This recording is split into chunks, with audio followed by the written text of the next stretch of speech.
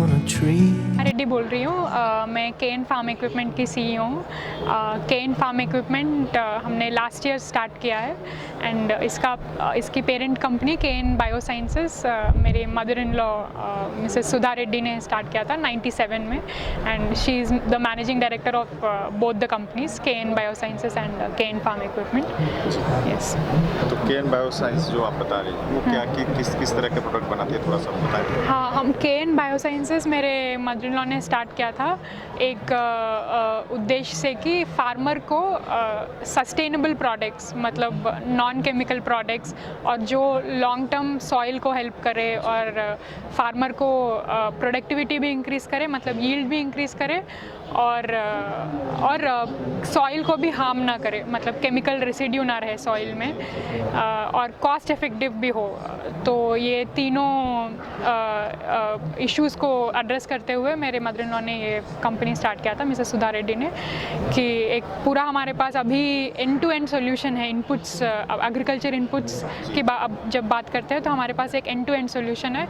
Soil application, seeds, हम vegetable seeds भी देते हैं और टेस्टिंग लैब भी हमारे पास NABL टेस्टिंग लैब जहाँ पे हम सॉइल और वाटर टेस्टिंग कर सकते हैं और बायो फर्टिलाइज़र्स देते हैं जो सॉइल फर्टिलिटी इम्प्रूव करते हैं, रूट से न्यूट्रिएंट अब्जॉर्प्शन एनहांस करते हैं और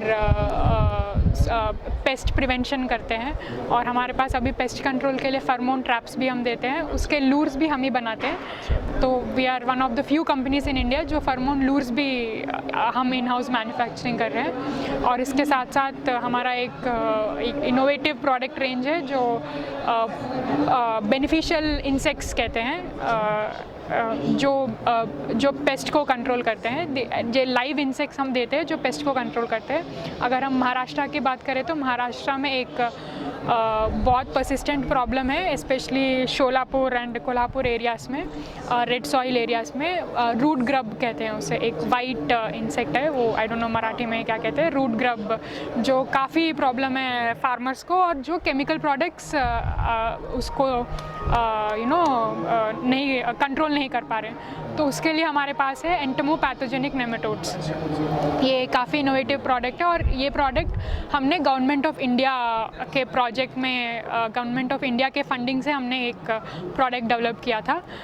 तो approved by department of biotechnology के एक प्रोजेक्ट में हमने प्रोडक्ट डेवलप किया था एंड कमर्शलाइज़ किया था एक टेक्नोलॉजी को which was developed by government of India.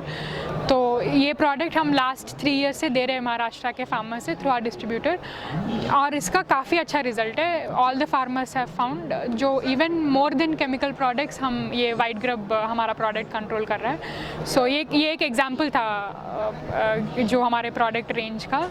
तो मेरा मदर इन लॉ का ये विज़न था कि अलॉन्ग विथ एग्रीकल्चर इनपुट्स हम फार्मर्स को मैकेनाइजेशन भी दे। अच्छा। तो in integrated solutions, complete farming solutions दे। तो अभी और हमारा ये बायो प्रोडक्ट्स भी हम mostly directly to farmers sell करते हैं। अच्छा, तो one of the few companies in India which do that. तो इसकी वजह से हमें एक इशू पता है फार्मर्स के साथ कि डे बाई डे, दिन बर दिन लेबर का एक काफ़ी इशू हो रहा है फार्मर्स को और जो लेबर की वजह से फार्मिंग इकोनॉमिकल नहीं हो रहा है आजकल। लेबर रेट इंक्रीज़ हो रहा है और लेबर स्केर्सिटी भी बढ़ रहा है। तो इस वजह से हमने मैकेनाइजेशन में हमने एंटर किया, फार्म इक्विपमेंट डिवीज़न स्टार्ट किया अंडर केन फार्म इक्विपमेंट।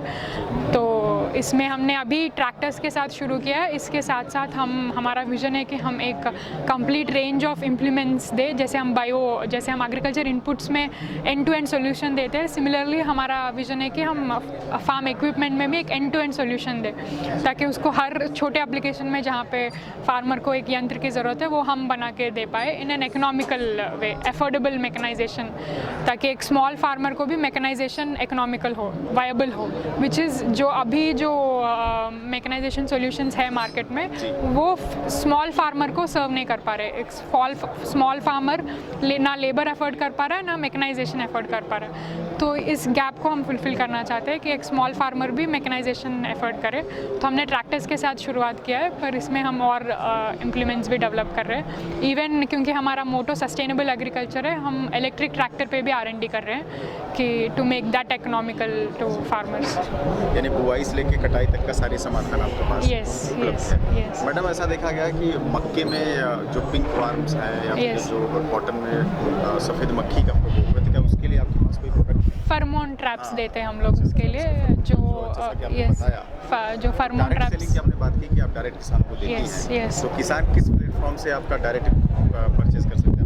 आजकल तो ऑनलाइन भी ले रहे हैं हमारे से, और बाकी हम अभी थोड़ा डिस्ट्रीब्यूटर नेटवर्क डेवलप कर रहे हैं, अच्छा। बट काफ़ी फार्मर्स जैसे स्पेशली महाराष्ट्र में भी जो ग्रुप फार्मर्स हैं वो हमसे ऑर्डर करके लेते हैं फॉर द होल ग्रुप। अच्छा, तो कितने स्टेट में आप बिजनेस कर रहे हैं? मेनली तो साउथ इंडिया में है, बट इवन नॉर्थ में भी हम जैसे हिमाचल प्रदेश में एप्पल फार्मर्स को भी देते हैं, तो बट मेन हमारा नेटवर्क साउथ इंडिया में है, चलिए, इंक्लूडिंग ट्रैक्टर की महाराष्ट्र। बात करें तो कितने एचपी तक के ट्रैक्टर आपने डेवलप अब तक किए? हमने 15 से 50 HP तक डेवलप किए हैं। ये आगे भी और सेगमेंट में आप लोग हाँ, और छोटे segment फार्म में टीलर्स वगैरह की ज़्यादा- टिलर्स के, यस तो उम्मीद करता हूँ टेलर्स भी आप जल्दी यस launch यस करेंगे। टिलर्स हार्वेस्टर्स, ये भी हमारा प्लान है। तो चलिए, बड़ा अच्छा लगा। आप हमारे यूट्यूब चैनल के माध्यम से किसानों को क्या संदेश देना चाहेंगे? मैं किसानों को मैं इनफैक्ट पूरे पॉपुलेशन को ये संदेश देना चाहती हूँ कि एग्रीकल्चर एक हमारा नेसेसिटी है, और it is always going to be a viable business for Indians, and वही नहीं, हमें फूड सिक्योरिटी के पॉइंट ऑफ व्यू से देखना चाहिए, और हमें सस्टेनेबल एग्रीकल्चर और नॉन केमिकल एग्रीकल्चर में जाना चाहिए, ताकि ऑलरेडी हमारे सॉइल पे काफ़ी इफेक्ट हुआ है केमिकल प्रोडक्ट्स की वजह से, तो जितना हो सके सस्टेनेबल एग्रीकल्चर में जाना चाहिए, और इसको इकोनॉमिकल करने के लिए mechanisation is the way forward for farming. जितना लेबर अभी इंडिया में लेबर एक्सपेंसिव हो रहा है, तो farmers should look at mechanisation as a way forward.